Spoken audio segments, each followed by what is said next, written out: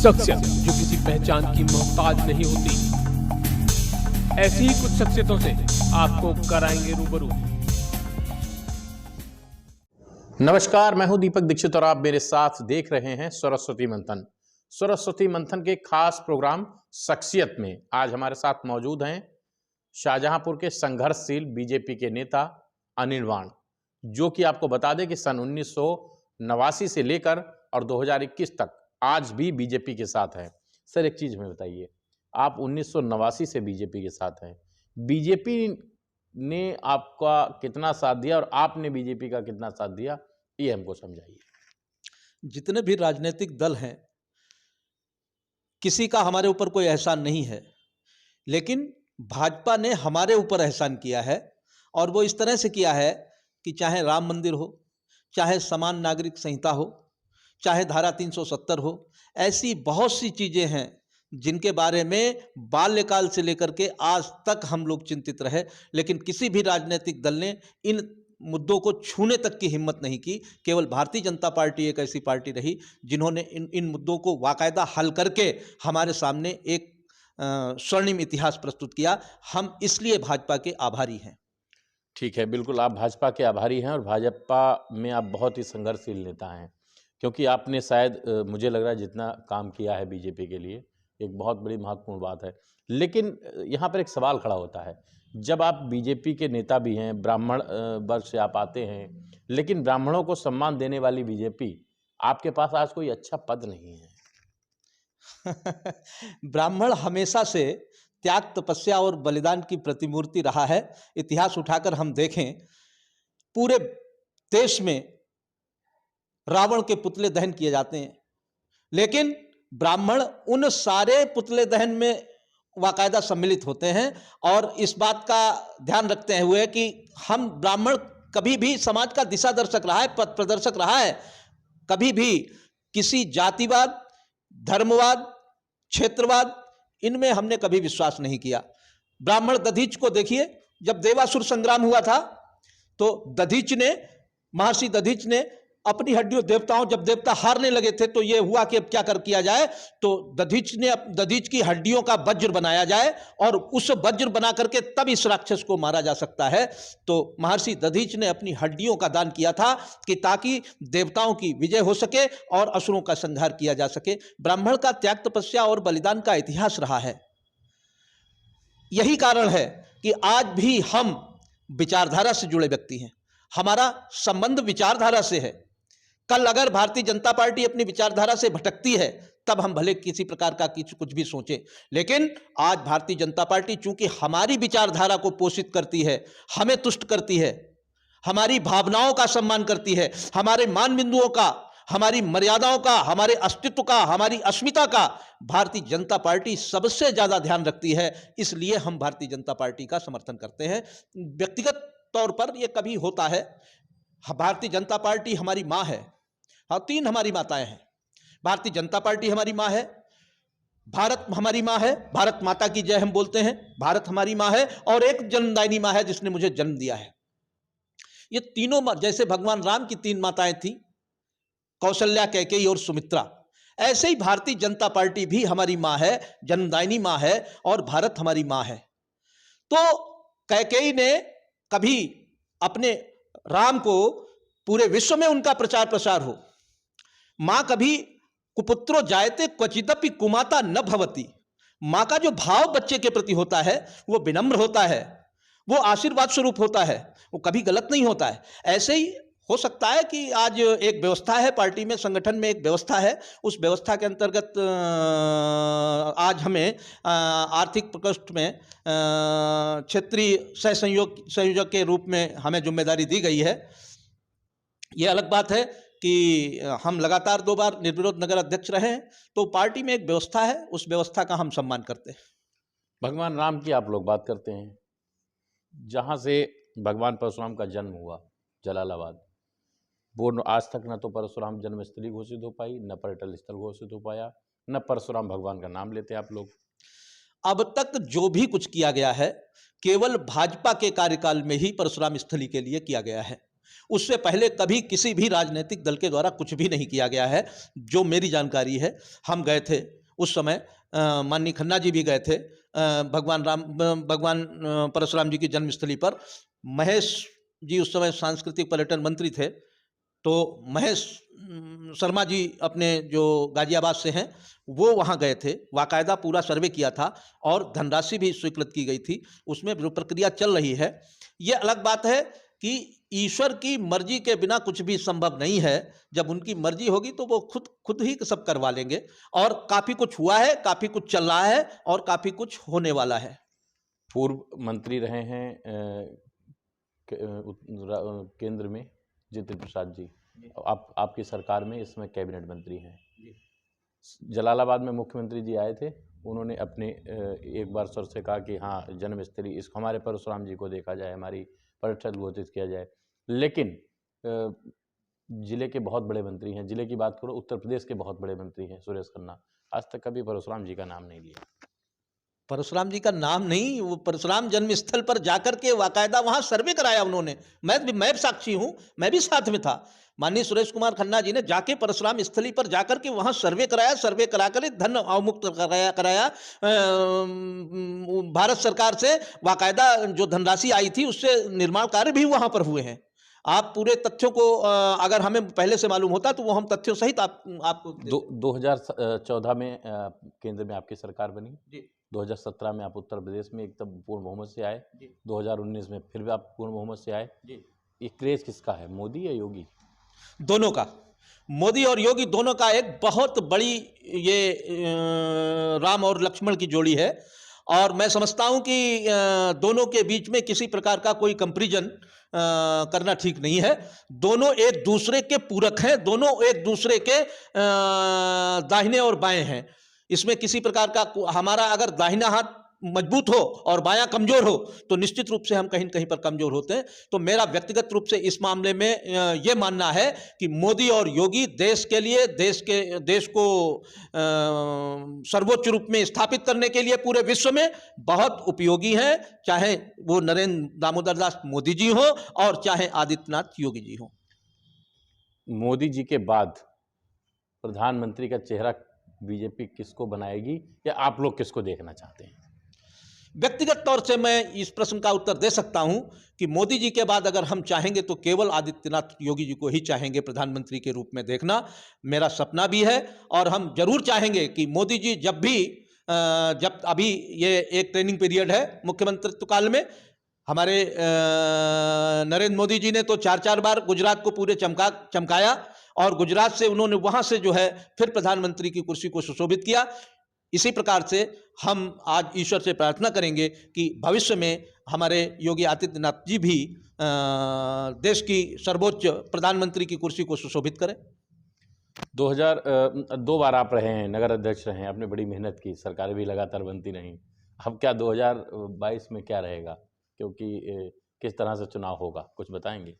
विपक्ष की भूमिका में मैं नगर अध्यक्ष रहा, लेकिन आप सब लोगों ने देखा कि कहीं भी चूंकि नीतिगत आधार पर मैंने काम किया, तो एक बार चाहे जिलाधिकारी हो और चाहे पुलिस अधीक्षक हो, प्रशासन पूरा का पूरा प्रशासन कभी भी चूंकि नैतिक आधार पर मैं मजबूत था तो प्रशासन को हिलने के लिए मजबूर होना पड़ता था। और मैंने कभी भी दफ्तर के किसी से कभी कोई बात नहीं करी, क्योंकि मैं अंदर से चूंकि नीतिगत आधार पर, नीति के आधार पर चला, तो इसलिए मैं लगातार। और 2022 में मैं आपको बता दूं कि निश्चित रूप से जो आंकड़ा पिछली बार था, चाहे उससे 5 सीटें बढ़े, 10 सीटें बढ़े, 15 बढ़े, 20 बढ़े, मुझे तो लगता है 25 सीटें बढ़नी चाहिए। जो आंकड़ा 325 का था वो पार करके 300 350 जाना चाहिए। आपका कहने मतलब है 300 पार, 350 पार, 350 पार, जी पार। ठीक है, मान लिया 350 पार। लेकिन एक चीज आपसे कहेंगे कि बड़ा सवाल है कि राहुल गांधी कहते हैं कि मैं हिंदू हूं, लेकिन हिंदुत्व तो नहीं मनाते। मैंने देखा कई बार कुछ लोग ऐसे होते हैं, आपने देखा होगा कालनेमी, जब हनुमान जी सुदर्शन वो बूटी लेने जा रहे थे, संजीवनी बूटी लेने जा रहे थे पर्वत पर, तो कालनेमी जो है संत का वेश बना करके वहां बैठ गए थे। और केवल इसलिए कि संजीवनी बूटी सूर्योदय से पहले ये लेकर के पहुंच न पाए, इस षड्यंत्र के अंतर्गत वहां बैठे थे वो। और कालनेमी को हनुमान जी ने पहचान लिया, और पहचानने के बाद उन्होंने उनको ठीक करते हुए जाकर के और संजीवनी बूटी ला करके और लक्ष्मण जी के इलाज को परिपूर्ण किया सूर्योदय से पहले। तो इस प्रकार से क्या प्रश्न किया था आपने?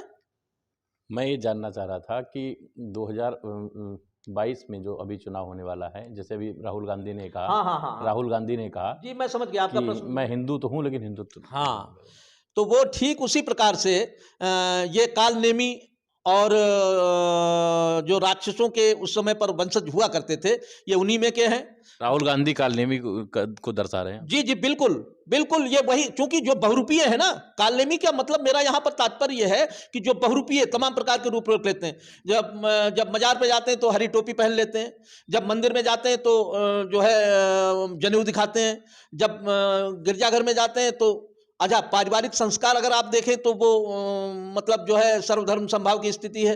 तो समय समय पर जो जहां इनका अपना उल्लू सीधा होगा, जहां से इनका स्वार्थ सिद्ध हो रहा होगा, वहां पर उस स्वरूप को ये प्रस्तुत करने की कोशिश करते हैं। जनता पूरी तरह से इनको समझ चुकी है और किसी भी प्रकार का एक खिलौने के रूप में जनता इनको यूज कर रही है। अटखेली और हंसी के रूप में इनका जो है उपयोग कर रही है जनता। 2017 में आपने 5 सीटें जीती थी, जिले जनपद में अपने 6 सीटें हैं विधानसभा की। जी। एक हार गए आप। इस बार कितनी आपकी और कितनी सपा की? इस बार पूरी 6 की 6 सीटें हम जीतेंगे और मुझे कोई संशय इसमें नहीं लग रहा है। पूरी बिल्कुल, आप 6 सीटें जीतने की बात कर रहे हैं। उधर अखिलेश यादव ये कहते हैं लगातार, विपक्ष ये कहता है, चाहे अखिलेश यादव हो चाहे अपने जिले के नेता हों, कि ये लोग, इनके प्रशासनिक लोग लग जाते हैं, भीड़ बुलाते हैं, वो इनके अधिकारी लग जाते हैं, इनके कर्मचारी लग जाते हैं। 7-8 जिलों की भीड़ आती है, तब चाहे मोदी जी की या चाहे योगी जी की रैली सफल होती है। और अखिलेश यादव जी के साथ पूरा एक समूह चल रहा है, एकदम पूरी बिना बुलाए लोग पहुँचते हैं। ये केवल और केवल ये चुनावी बात करते हैं। सब लोग दिल से, हृदय से भारतीय जनता पार्टी के साथ हैं। आप देहात क्षेत्र में लोग केवल एक क्वेश्चन करते हैं, एक बात कहते हैं कि ये गायों पर प्रतिबंध लगा दिया जाए, गायों को रहने की व्यवस्था कर दी जाए। कोई जब बड़ा कोई उद्देश्य होता है तो ये कुछ व्यवस्थाएं थोड़ी बहुत करनी पड़ती हैं। एक कंप्लेंट के अतिरिक्त बाकी पूरे देश में किसी प्रकार की कोई शिकायत नहीं है। और इनके पीरियड में आज देखिए भ्रष्टाचार के रूप में कितने कैसे दीवारों के अंदर से जो है नोटों की गड्डियां निकल रही हैं, करोड़ों की संख्या में, सैकड़ों करोड़ रुपए निकल रहे हैं लोगों के यहाँ। तो ये जो है भारतीय जनता पार्टी की अवधारणा है, न भ्रष्टाचार, न जातिवाद, न भ्रष्टाचार, और अब की बात भाजपा सरकार। वो तो कह रहे कि पीयूष जैन बीजेपी के हैं। तो फिर इनको दर्द क्यों हो रहा है अगर बीजेपी के हैं? बीजेपी के हैं तो ये अपने कुर्ते क्यों नोचने लगे थे अखिलेश जी जब उनके यहाँ छापा पड़ा? सबसे ज्यादा पीड़ा तो नहीं हुई? ये तो चीजें स्वाभाविक रूप से समझ लेनी चाहिए कि अगर आपको, वो बीजेपी के हैं, बीजेपी अपने लोगों के ऊपर अगर कोई कठोर कार्रवाई कर रही है तो आपको पीड़ा क्यों हो रही है, आपको दर्द क्यों हो रहा है? इसी से इस बात को समझ लेना चाहिए। हम आप सभी इस बात को समझते हैं। अब कहने के लिए चूंकि वो बाकायदा शिकंजे में आ चुके हैं तो इसलिए यही कहेंगे, और कहने के लिए कुछ उनके पास है नहीं। राष्ट्रीय मुद्दों को छोड़कर अगर अपने जिले के मुद्दों पर आते हैं तो किसानों की एक बहुत बड़ी समस्या है, आपकी नज़र में भी होगी। गाय खुले में घूमती हैं, किसानों का जो फसल है वो तैयार होती है, गाय उसको खा लेती हैं। इसलिए किसान कह रहा है इस बार मैं बीजेपी का साथ नहीं दूंगा। मैंने भी सर्वे किया है, तो क्या लगता है किसान किसके साथ जाने वाला है? देखिए, बहुत संवेदनशील मुद्दा है गाय और बंदर। चूंकि भारत हमारा जो देश है वो हमारी अस्मिता, हमारे आदर्शों से परिपूर्ण देश है। यहाँ गंगा को और भूमि के आकार को हम माता के रूप में देखते हैं। गंगा को माता, गंगा माता की जय बोलते हैं, नदी के स्वरूप में नहीं देखते हैं। उसी प्रकार से गावो विश्वस्व मातरः, गाय जो है पूरे विश्व की माता है।